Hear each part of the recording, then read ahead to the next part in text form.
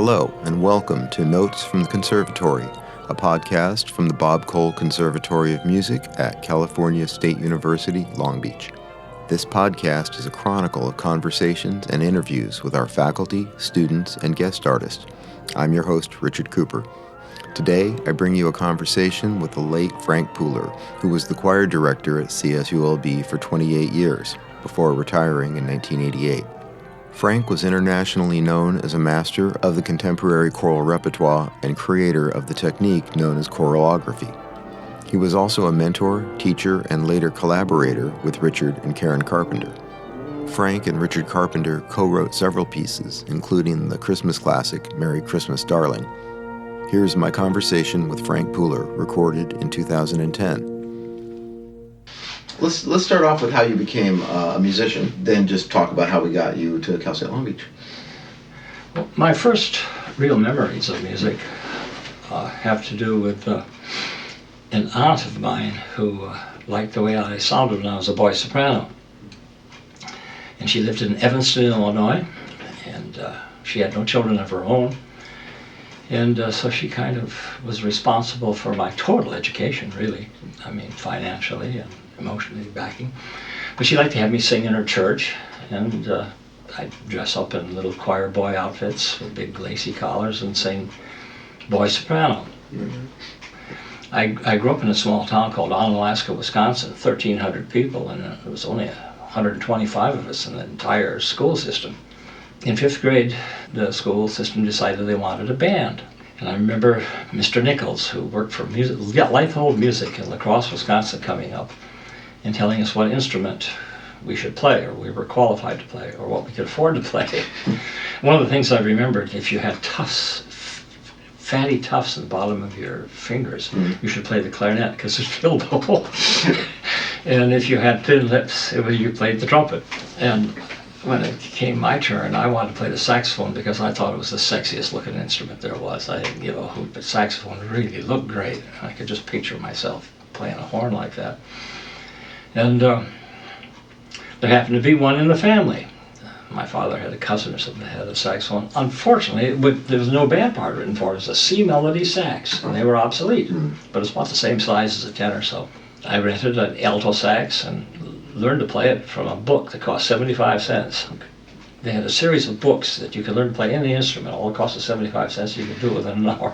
And for a saxophone, that was true. It's got to be the most ridiculously simple instrument to play. I mean, to learn the basics of it. There's one note for each key, and if you want to go to the upper octave, you just push this octave key in. So it was very easy, and it was a very good-looking instrument, so I finally got a sax. And not having heard many bands, I thought we were really good, but I could just hear us now. It must have been really terrible. It was at the very beginning of World War II. We got a fellow in that I just thought was the greatest man that ever lived. He was not only the band director, but he had me singing in the choir when I was in 8th grade. And that was really special because I got to be with older guys. It's much more fun to be with older guys than be with guys your own age. So I got to sing in the big people's choir. And that was a thrill. And that guy made me so happy with what he was doing that I wanted to be just like him. What was his name? His name was Harold Ozzie. And in retrospect, he wasn't a great musician. I thought he was. But I know I had nothing to compare him with. But he was a great man because he made me feel special. And that's what I think teachers do. They make people feel special, or students do. And he made me feel that way. And so I decided at a very young age that I wanted to just be him. If he'd have been a math teacher, I'd have probably been a math teacher. But also I knew that jobs for musicians were hard to find because there was only one in the whole school system. I mean, you had to know everything. You had to be band director, orchestra director, and choir director, and everything. And he also became superintendent of the school after 2 years, so we turned the high school into a conservatory, and it was fabulous. With this saxophone, and it being so ridiculously easy to play, there was a band that was formed in the town right next door. They wanted kids from each of the high schools. There were 3 high schools in La Crosse, only one in Onalaska, and I was invited to be placed in the saxophone section, and that was a lot of fun. We played for USO clubs, United Service Organizations during World War II. We played every weekend, every Friday and every Saturday night for the soldiers, and then we played high school proms and did all the usual stuff that big bands did in those days. And we had our own group, but I also played with another group that was just getting started that really became big time and is now the biggest publisher in the world. It has Hal Leonard. Hal Leonard were two guys, two brothers, that formed a big band. It was just one of the hottest things in the Midwest. And they were just breaking through into big time in the class with Benny Goodman and Glenn Miller and that type of thing when the draft blew them all apart. The Leonard brothers, their last name was Sorensen. One was Hal Sorensen and one was Leonard Sorensen, so they put the names together. But they tried to keep it from their father, who was a farmer, Scandinavian Swedish farmer, and he didn't want his kids being in dance halls and dirty places like that. So they always hid it from him. So it was all Hal Leonard, and he never found out about it until he got really big. Then one day they brought the band over to the farmhouse and played it for the old man. He was just thrilled. And the people at Hal Leonard didn't know this story, evidently, because I told it to them about 5 years ago. And they had no idea there was still somebody alive that had played with Hal Leonard. I just played as a sub because I was just a kid. How old were you then? 15, 16. Oh. And I must have played well because I substituted in a lot of bigger bands than our kiddie band. And I even went on the road for a time with a fantastic black band. This big band that went through, the name will come to me, their saxophone player got appendicitis in lacrosse, and so they needed a sub, and I was the only one available, so I played with them. They liked what I did, and they asked me to go on the road with them. Here I was 15 or 16 years old, going with an all-black band. I had to get permission from my parents, of course, you know. And how'd they feel about it? they were okay with that. They were okay because they met the director and they liked him okay. And so I went on the road with them. It was a very good band. It came out of Kansas City. They were called area bands. They were really good, but they had one address like in Omaha, but they'd play wherever they could go on one-night stands in a circumference, a circle around Omaha. And then I played with a lot of bands like that. And I wanted to be a history teacher and then do on the side playing in the big bands because I loved it. When I went to college, I wanted to study history. That was a must because I'd always loved history, and I know history, things that I'm interested in. Those are one of the few things that I can memorize. Not dates, but the significance of different historical things as I saw them. But when I went to college, I found out during registration that if you wanted to major in history, you also had to take chemistry. I knew I was dead. I could not get anything about physics or chemistry through my brain. And so I was going to quit and find some kind of job. And on the way out, I bumped into a guy who said, "You really look sad." And I said, "Why?" He said, "Why?" And I told him that because I thought I was going to go to school here and become a history teacher, but I can't do it. He said, "Why don't you become a music major?" He said, "You don't have to take any science at all. You can take a Bachelor of Music degree, and then you can stay here." I said, "Well, how do I do that?" And he said, "You go over and see the head of the department and get him to sign a slip." Which school was this? St. Olaf College in Northfield, Minnesota. And you were going in as a freshman? Yeah.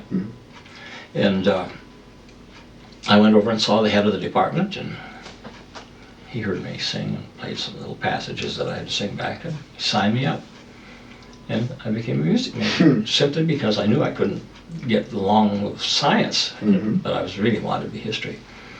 I got in the choir, and one of the big things about this school is its choir. It was one of the first colleges to ever have a choir that sang totally a cappella, and they had a very charismatic director named Emilius Christiansen, who was one of the founders of the college music choir singing programs in this country, along with a guy from Northwestern named Peter Lutkin.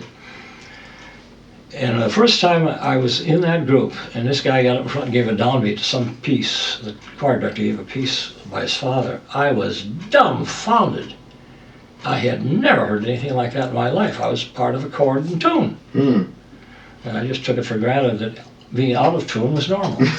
You know, that's the way things should be. And I couldn't believe what I was hearing.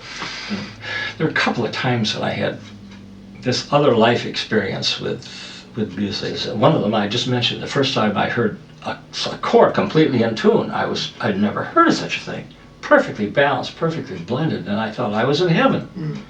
And I thought, God, what would it be like to be able to do that every day, and figure out how to get what you were hearing in your head actually coming in through the tympani of your ear into your nervous system.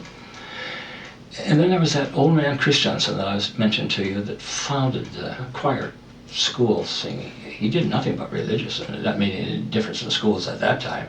You either were a dumb glee club or you sang good music, and the music was religious. But that guy also was an organist in the church, and when I was in the choir, we had to stay in school on weekends because we had to be the official church choir. And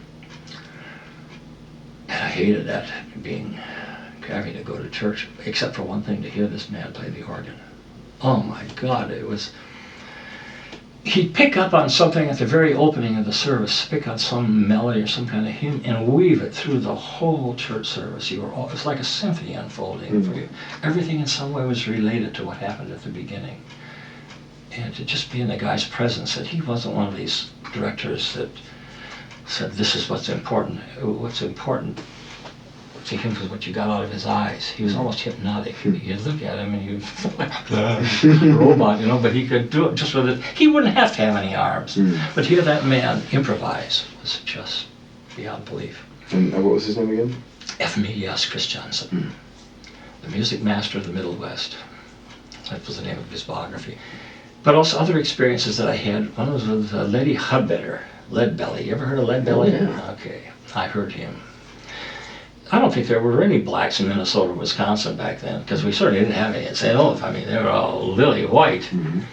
But we had these black artists that would come to campus, and that was another side of everything to hear Leadbelly. I had just been exposed to spirituals. I found a book by Crable called Afro-American Folk Songs, which was the first, I think, academic study of Negro spirituals in this country, and I loved it because I'd heard Roland Hayes, who was another guy that just electrified me when I was young with the way that he communicated. His voice was gone, but the spirit was still there, and he still was singing the words, and he understood the words. And then I heard Leadbelly doing these plantation songs and these work songs, and it was transformative. So Leadbelly actually came through and performed there? Oh yeah. Wow. Yeah, the year before he died. Those experiences that you have that when you're young that contribute, I guess, in retrospect, to something that you became later on. It just made me convinced that there is no one kind of music. Roland Hayes was a master at what he did, and he was well into his 60s at that time. The voice was gone, but he could still sing Schubert and French, the chansons and the Italian songs, as well as the spirituals. And you didn't care if you had any voice or not. You didn't care, because there was something beyond just showing off pretty pipes. One of my teachers in college that I really admired quit St. Olaf after many, many years of teaching there to take a job in a small college in Illinois. And I was just about to go into graduate school at that time, and he asked if I wouldn't come down there and help him out, because as soon as he'd taken that job, he got another job, a bigger job, and he wanted me to help him out at this one college called Shimer College in Mount Carmel, Illinois. And I just followed him when he left, so I was really lucky. I just stepped right into it. When you graduated, you followed him? Yeah. When I graduated, I went 1 year off, and then I followed him into his job. I helped him at Shimer College, and I took his job there. I was there for 5 years. It was very good. And what was your position there? Well, there was only 3 of us in the music department, so I was head of the music department, I guess. The other one was my wife. But I wasn't hired just to teach music. My field at that time was humanities.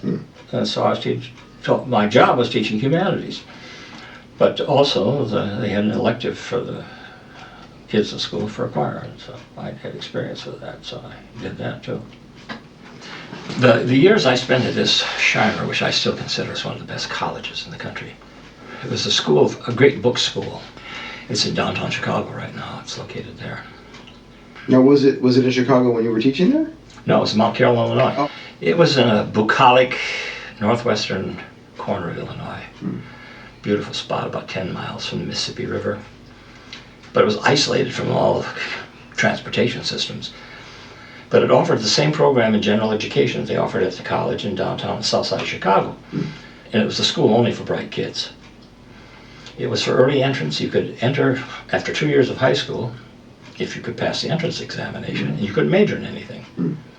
It was general education, and you had no idea until you took the entrance examination how long you'd be in college. If it took you 1 year to get your bachelor's degree, or it might take you 3 or 4, depending upon how you did in the placement examinations. And the teachers there we taught cross sections. I had to teach science one semester. It was always by discussion, and it was always no textbooks. The Great Books Program was called, and it was founded by Robert Maynard Hutchins, who was president of the University of Chicago. And he figured that any educated man could carry his library in the back seat of his car. No textbooks. That's still a bad word in my brain today. I mean, you read original sources and you discussed them with the students in classes. Wide open discussion about anything. Everybody had to know what was going on. Keep with the thing. And music became an integral part of Humanities 1. And I loved it. We had a lot of visiting musicians that came, a lot of visiting literary people and painters, because it was that kind of school. And here I was in my early 20s, and most of the teachers there were in their 40s at that time, and at first I was just kind of in awe of what was going on. But I was kind of like a sponge, and I absorbed it all. But at that time, Scheimer and the University of Chicago, they were pretty much ruled by Robert Maynard Hutchins' philosophy of education, particularly for bright people. He thought that high school was a waste of time for a bright kid. And so he and a guy named Mortimer Adler, who was really responsible for that. He says 100 great books. That's all there is. That's all you need to know, because that contains the wealth of everything you need to know about liberal art. And people that wanted their kids to have that program didn't want their kids to live in the south side of Chicago, which was really tough and gang-ridden. I mean, Al Capone had only been gone about 10 years. But they wanted them to have this kind of education they could offer out in this western part of the state that was beautiful and safe. I was just lucky to be a part of that. I came in through the back door and ended up in this paradise that I learned more than the kids that I was teaching did, and they were smarter than I was in many instances. And so it was a grand experience, but I thought, it was my first job, and I thought there's always got to be something better than your first job. And sometimes when I look back, there wasn't. So I quit to take another job. I was writing a lot of music at that time, and a lot of it was choral music, and a lot of it had religious text, because there wasn't much of a market for anything in the school system other than minstrel songs and glee club songs, dippy songs. The only really serious music was for voices was Palestrina and Vittoria and the Renaissance composers, this type of thing. An opportunity came along for me to do it in a huge church with a salary that was much better than I could make in a school. And I had 2 little children at that time. And so I took it. I had a free house, and I was writing a lot of the music that would fit into that atmosphere, and I was really well acquainted with that church background. It was a Norwegian Lutheran church. It's one I grew up in. So it was like back home again, only in splendor. And the first day I was back there, I hated it. I knew I'd made a mistake. I just knew it. And I tried everything to get out of it, and I couldn't. Fortunately, after 1 year in that church, I got a big fellowship from this American Scandinavian Foundation to go back to Norway. I'd been in Norway and met a lot of musicians. So I spent a year there, and I went back to graduate school. Where did you go to grad school? University of Iowa first, and the University of Oslo, but they were all the same. I was listening to some guy hawking his own thing, And what I always found interesting about higher education were the people that I met. And I can't remember for the life of me of anything of great significance that I ever took into class. And I was fortunate that I went back. I was there because I put my name in for one of these placement agencies to get a job, any kind of job to get out of this church. And I got a job at best high school in the country. It was called New Trier Township High School in north side of Chicago, in Winnetka, Illinois. And it was a high school. It was a rich community, one of the richest in the country. North Shore of Chicago is a lot of wealthy people there. And they supported that school way beyond the tax base. I mean, my job there was to teach composition. And the kids that I were to teach had 2 years of harmony, a year of counterpoint and orchestration. And my job was to teach composition in larger forms to these kids that had this thing. And there wasn't enough for me to do there. I mean, I met once a day, and I complained to the other guys, give me something else to do. I just want to sit around here, all day long. And so I took a sophomore boys chorus, and that was interesting, because I'd never worked with young kids before, that young, 14, 15. And an interesting thing, Richard, was that I had a couple of kids that were really good composers. A couple of them took some advice that I had, went to Mills College and studied with Mio and other people like that, became a really good. Patsy Caballero is a fine lady composer now. She's an old lady now. And I had Anne Margaret in one of my classes. She Really? sang in the course, yeah. Wow. She was Anne Margaret Olson then. She was just graduating from her chair that year. If they had a kid in high school that wanted to go to a college that they didn't know about, they'd send a faculty member, the high school faculty member, down to investigate the college to see if it was good enough for a mature graduate. You know, some of the graduates were they were big in theater. Anne Margaret Olson, Charlton Heston, Rahm Emanuel, the guy who was Secretary of Defense under Bush. I can't think of his name right now. He was a mature graduate. On and on. They're full of movie stars and acting politicians from the North Side. And so it was an interesting place to be, but the age group didn't suit me very well. I got a telephone call one night. It was in February, and Evanston, Illinois is on the shores of Lake Michigan. And Lake Michigan, as you know, is a gigantic ocean. It's 90 miles across from Chicago to Michigan at that spot. It was February, and it was about 10 below zero, and with the wind chill temperature, it was about 60 below. And I had a room that had no foundation underneath it. It was an enclosed carport. Oh, I was so cold, and I got this call from a guy named Larry Peterson. He said, I'm from Long Beach State. And I said, where is that? He says, in California, because there are a lot of Long Beaches. And he says, we're calling to see if you'd be interested in a job helping us organize a choir department out here in Long Beach. And I asked him what the temperature was. And he told me, he said, it was 80, it was like this. And I said, I'll take it. He says, you don't want to know what the job is or what you're going to be paid? I says, no, get me the hell out of here.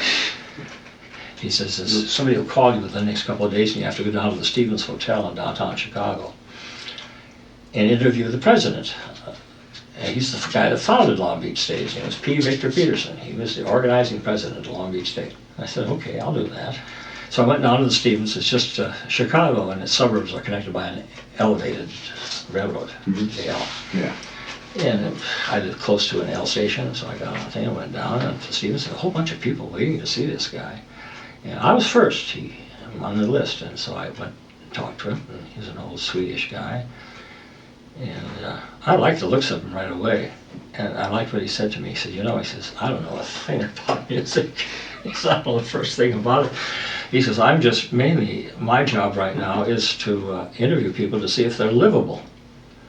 I said, well, okay, what should we talk about? And then he said, what do you think we should talk about? I said, well, you're P. Victor Peterson. Sounds like you're a Scandinavian of some kind. He said, yeah. I said, well, so am I. I've lived in Norway quite a bit. So we talked about furniture and all kinds of stuff I knew nothing about, but I knew that I liked it right away. And the conversation got so friendly, I started thinking about those people that were waiting to see him. I said, you got a whole bunch of people down there waiting to see. I said, let them wait. And I said, I really have to go. Because it was getting late and it was cold outside and I had that elevated ride back to the north side.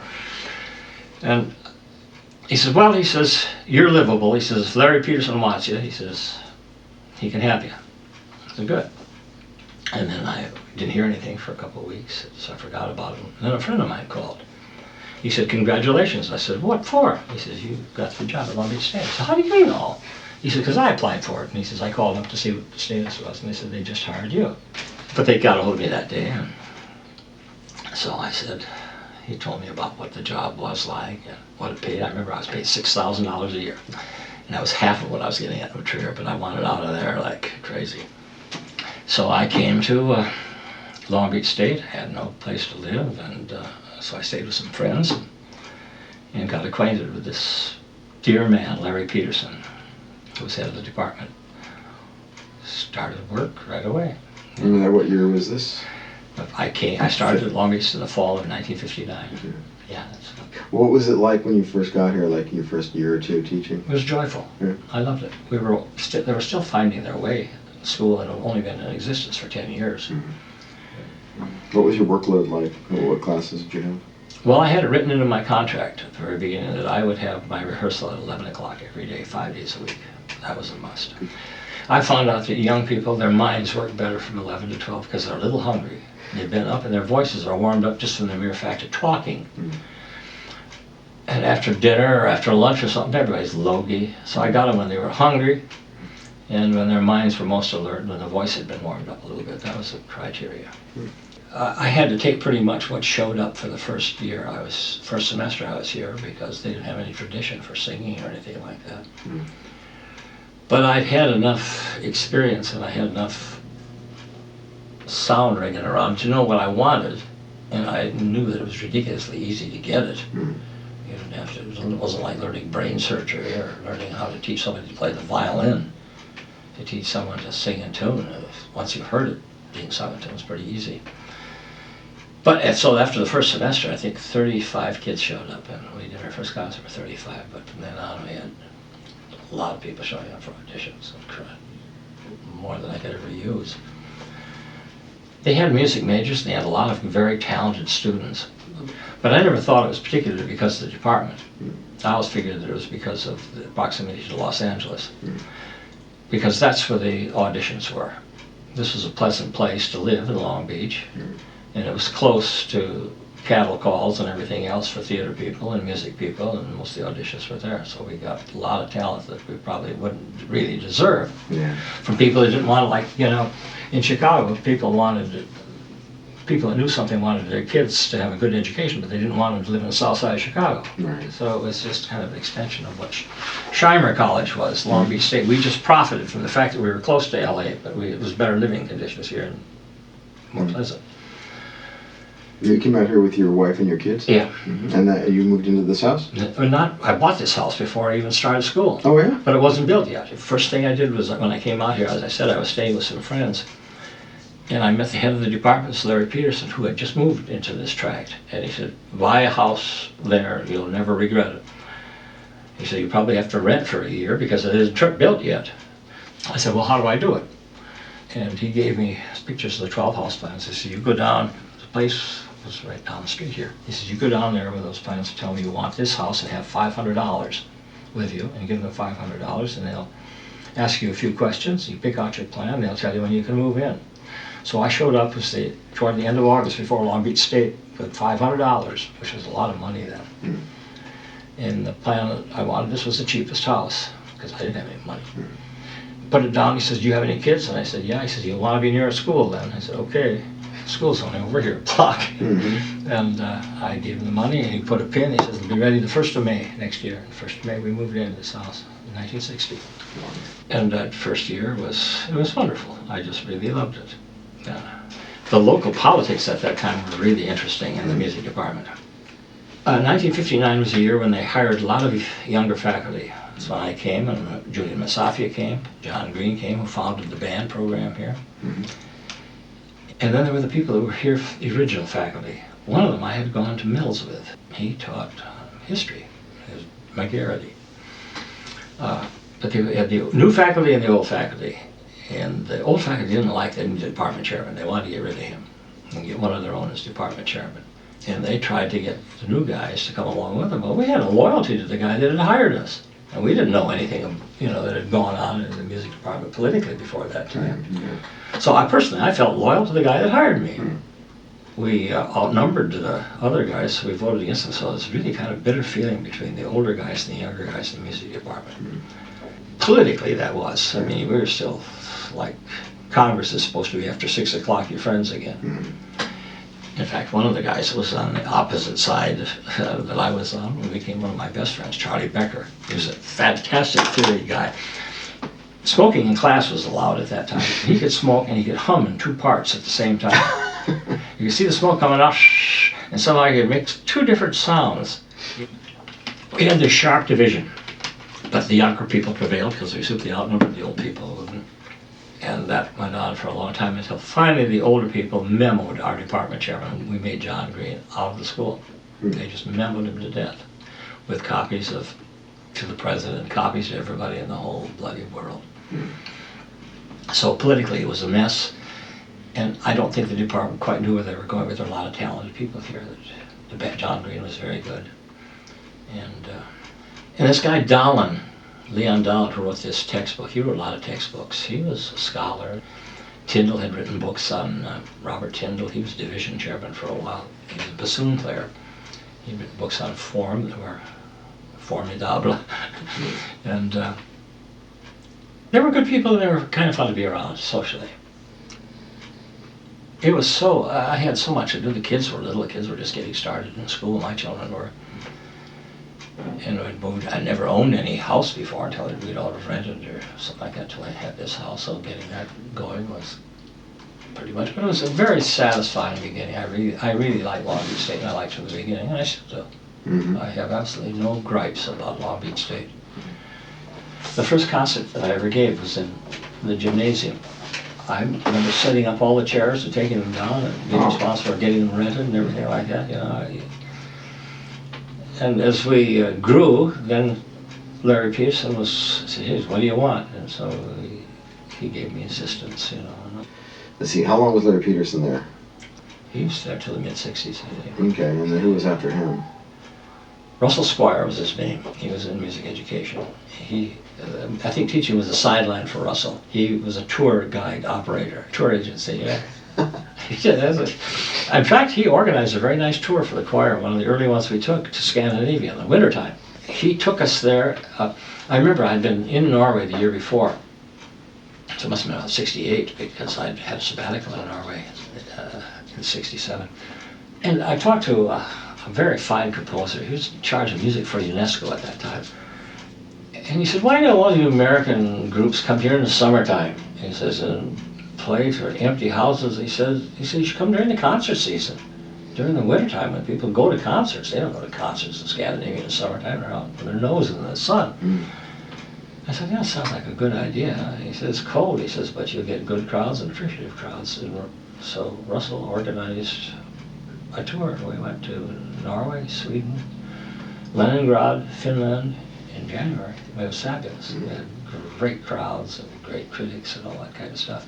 What gave me greater pleasure in what I was doing at Long Beach State was the stuff that I did outside of Long Beach State that just happened to come in, because, again, it's the area here where, you know that, where you can't meet people, for God's sake, in Alberta, Minnesota, you know, but here you just bump into people every day.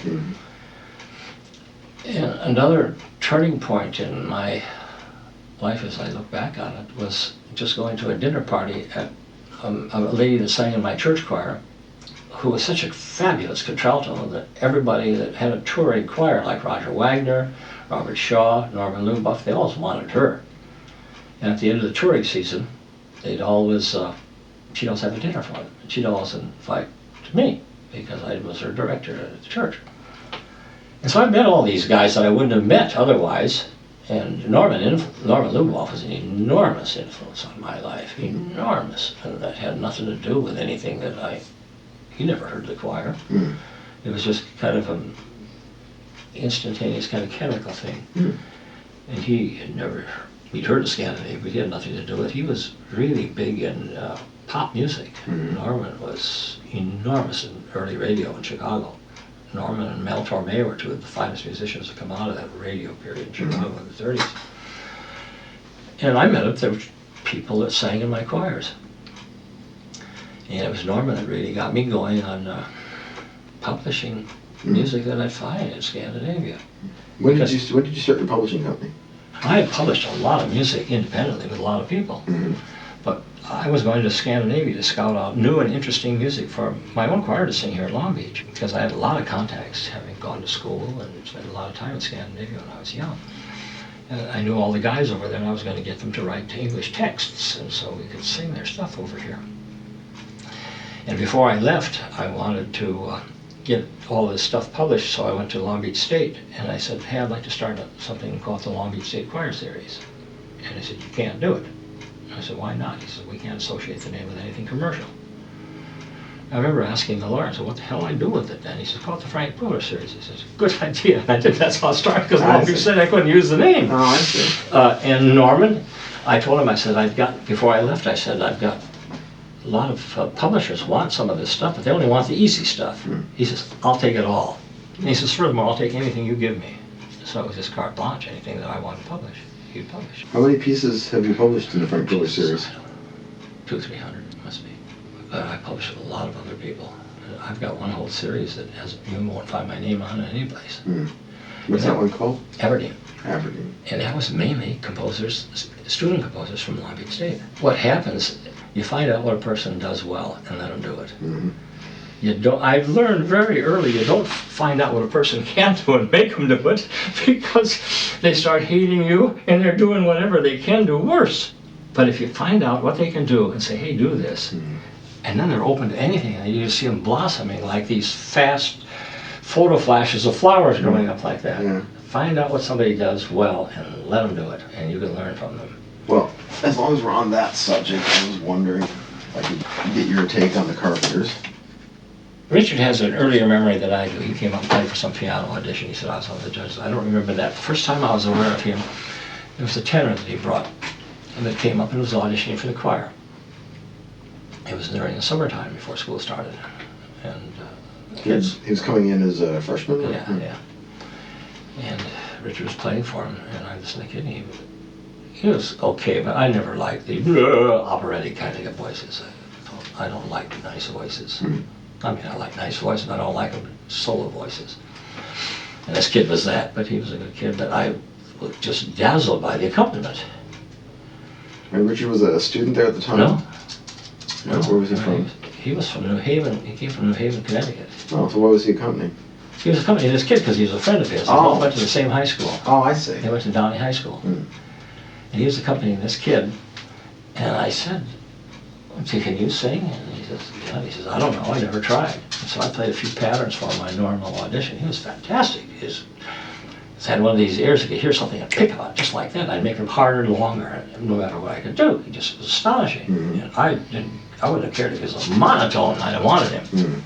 Because what I always interested in me was ears, not voices. And so we struck up an acquaintance, and he came to school the next year. He's a freshman, and he came to Long Beach State. I guess he'd already been accepted or something like that, because he said he had auditioned as a pianist or something like that. But I wasn't even the piano playing that I detected that particularly thrilled me. It was the way he put notes together. He put them together in an interesting fashion. It just wasn't, one note following it. Another musician that I've ever admired that I always liked his voice too, but the way he sang was Perry Como. I've never heard anybody quite like him. I'd never heard of legato, where every word was understood. I heard him singing the other night at the beginning of some movie. It was The Life of Graziano. Somebody up there loves me, and Perry Como sang the opening song. Oh God, what an ear. And then Carpenter had this great ear, and he came up and he was in the choir and he played for me. And he did some arrangements, so I had a great gospel singer that year named Wanda Freeman, whom Mahalia Jackson, who came through Long Beach State, heard her. She said to Wanda, she said, "When I'm dead, honey, you're going to be number one." And Richard just played for her. These gospels, he improvised gospel. It was fantastic. And then he used to bring Karen up on weekends, on Saturdays, to take voice lessons. And she didn't need voice lessons. So we kind of turned it into another one of these things of, what do you do best? Richard would write pop songs and she'd sing them. First of all, she was going to enter Long Beach State, and to do that she had to sing the usual Schubert, Schumann, and all that kind of stuff that some of these kids who were really good at the time weren't really interested in.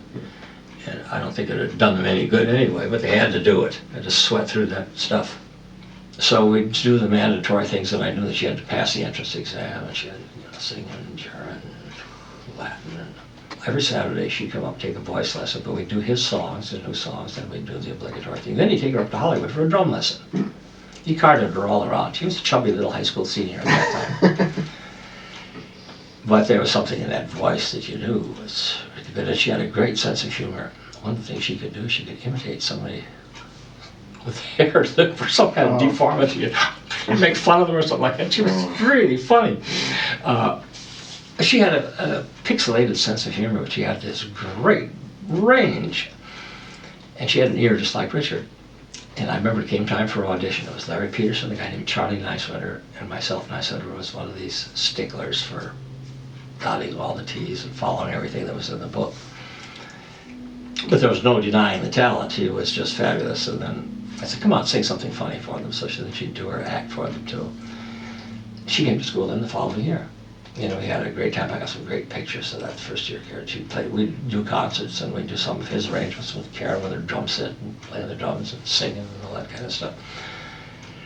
But although she sang a lot of solos with us, she featured her primarily as a drummer. She's a fabulous drummer. Fabulous. And at that time, when there was no commercial music here, and the only one that had any kind of contact with pop music or jazz or swing was myself. And that's really how I met them. They'd audition for everything. And just the other night, I was trying to figure out when we had done this Merry Christmas, Darling.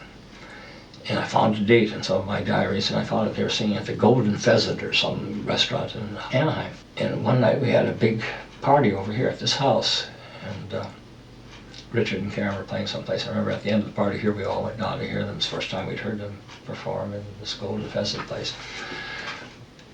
It was when they were here, you kind of got used to having that kind of talent, because we'd had Arlene Auger, and we had Larry Carlton was here with him in Venice, and Marmalie Cariaga, who was Giancarlo Menotti's favorite soprano. She still lives in town. She's an interior decorator, and her husband used to be a music critic for the LA Times, Danny Cariaga. So they didn't get lost, but there was a lot of other stuff going on. In fact, the most popular singer we had when Karen first came was this Wanda Freeman, with Richard playing for her. When Mahalia came to town, Mahalia Jackson, somebody found out she was coming to dedicate some hospital, and they persuaded her to come up to school and sing a concert. And to fill in before she got there, because we didn't know what time she'd do, we had the little theater, that's what we called it, the upper campus.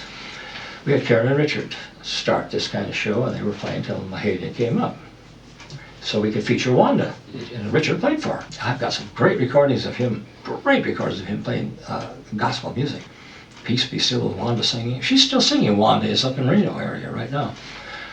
And I've got a recording of Karen and Wanda singing a duet. And the words are so interesting. It was a big hit with Blood, Sweat, and Tears. There was a group of that kind. It was And When I Die. Wrapped the coffin a lot because I hear it's cold, crazy cold way down there. I've got a great recording of that. It was kind of Camelot in the 60s. It was just Camelot here because the kids weren't put in harnesses. And if they were, they broke out of them fast. It was a melting pot that was good for a teacher if he was willing to go with what the students had to offer. What made it fun for me is that although I was not trained, I hung out a lot with pop and jazz. And anybody could learn the other stuff and learn the techniques and just by reading the books, Yeah. But it's that other life, that Long Beach State was conducive to at that time. It was a melting pot. What I'm curious about is, when did the Carpenters' career, when did they become big, and were they still here at Long Beach when that happened? Yes. They were still going to school.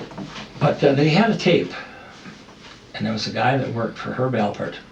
I can't think of his name right now, but he had his own studios at his garages, and he heard them and he made some recordings of them, and he took them played for Alpert. Alpert said, I like them very much. So he made their first album.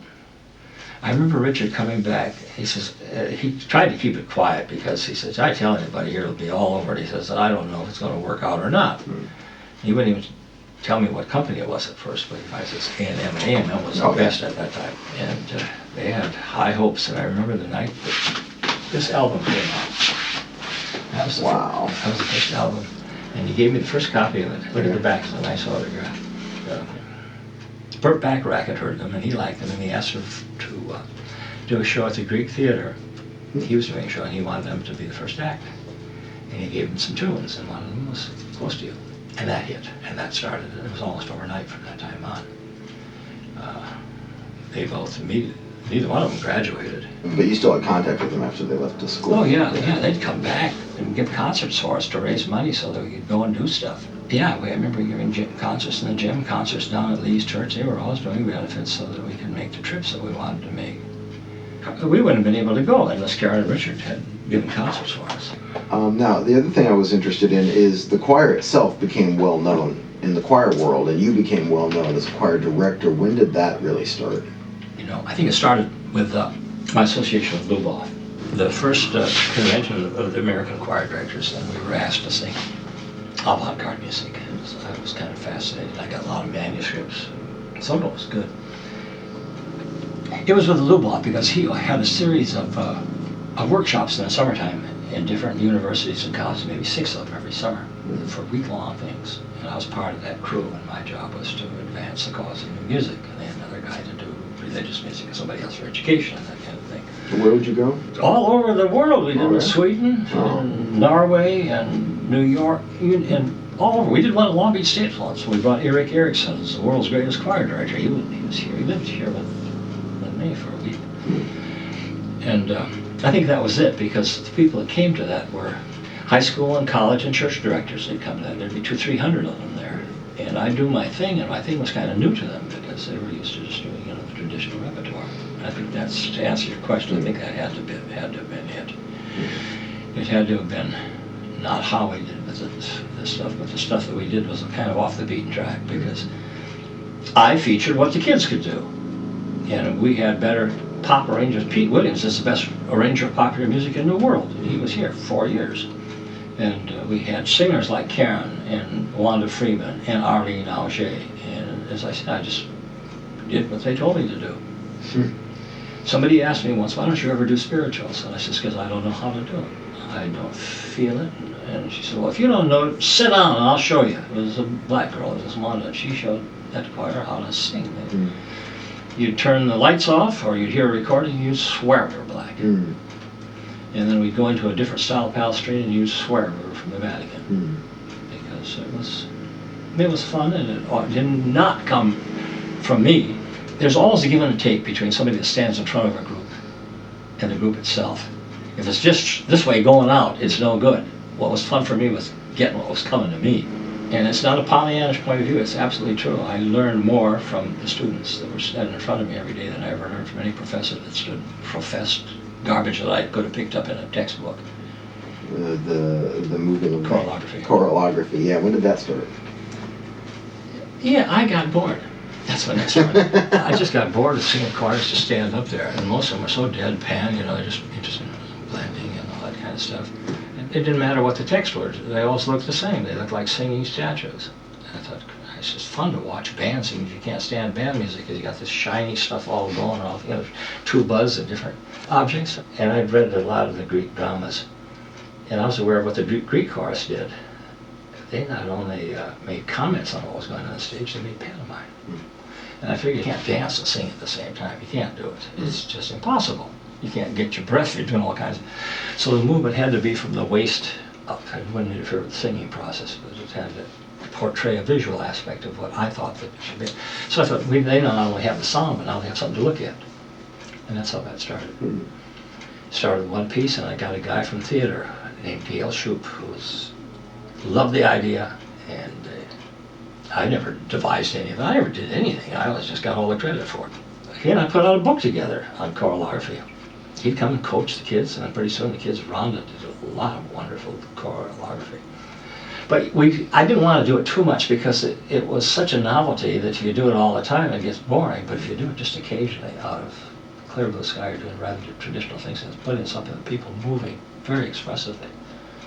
A lot of people loved it. A lot of people hated it too. I remember one critic says it looked like 60 pips of Gladys Magnificus. This has been Notes from the Conservatory from the Bob Cole Conservatory of Music at California State University, Long Beach. Thanks for listening.